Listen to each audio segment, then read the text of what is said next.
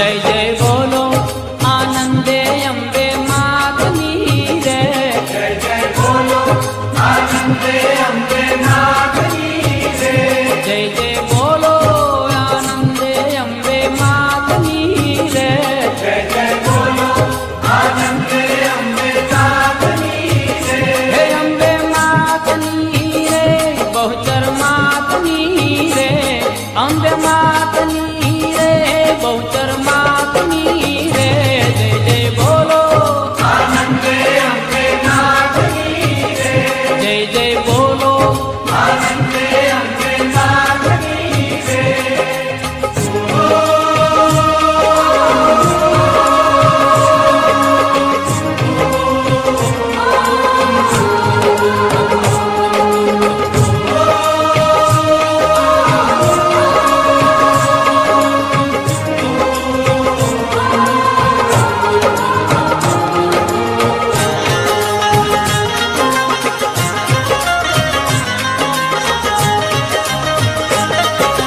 પાવાગઢમાં છે મહાકાળી, શંખલપુરમાં બહુચર બાળી. પાવાગઢમાં છે મહાકાળી, શંખલપુરમાં બહુચર બાળી. જબ્બર ગોખે હિંચકા ખાય, ભક્તોને માં દર્શન થાય. શંકર ગોખે હિંચકા ખાય, ભક્તોને માં દર્શન થાય.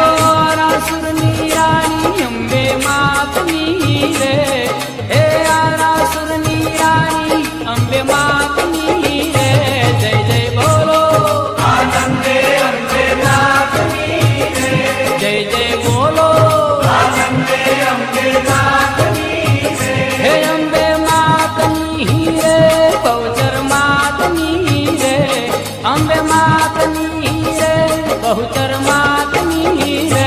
જય જય બોલો આનંદે અમ્બે માતની રે. જય જય બોલો આનંદે અમ્બે માતની રે.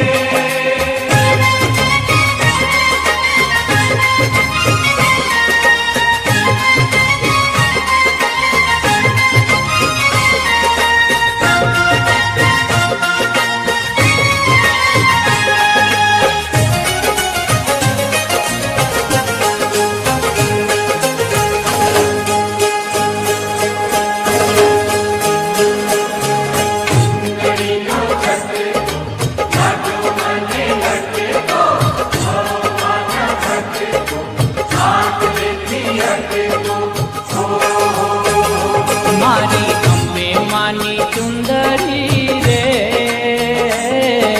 ચાલો જોવા જઈએ અમ્બે માની ચુંદડી રે. ચાલો જોવા જઈએ. જુઓ જુઓ કેવી છે જોવા જેવી. જુઓ જુઓ કેવી છે જોવા જેવી. મારી ચામુંડ માની ચુંદડી રે.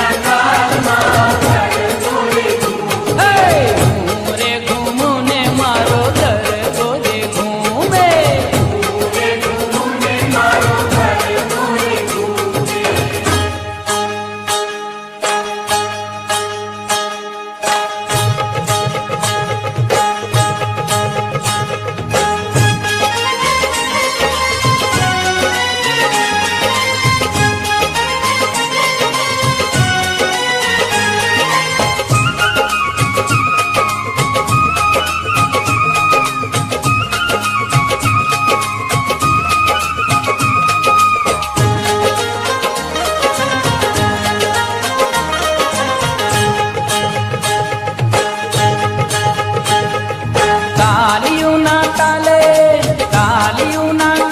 મારી ગરબે ઘૂમી ગાજરે પૂનમની રાત આવી પૂનમની રાત પૂનમની રાત આવી પૂનમની રાત એ તાલિયુના તાલે મારી ગરબે ઘૂમી ગાજરે પૂનમની રાત આવી પૂનમની રાત પૂનમની રાત આવી પૂનમની રાત હે આસમાની કુંદડીમાં લહેરણિયા લે રાજ રે પૂનમની રાત આવી પૂનમની રાત પૂનમની રાત આવી પૂનમની રાત હે તાલિયોના તાલે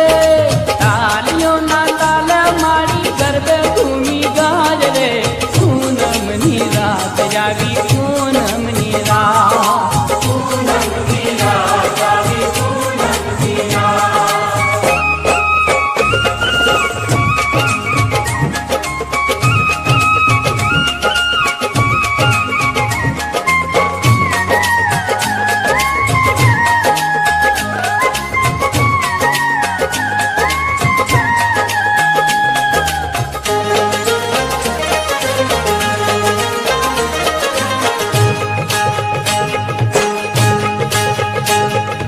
સોના ગરબા શિરે મારી રૂપલિયાળી વાત રે સોના ગરબા શિરે મારી રૂપલિયાળી વાત રે ચાચર ચોકે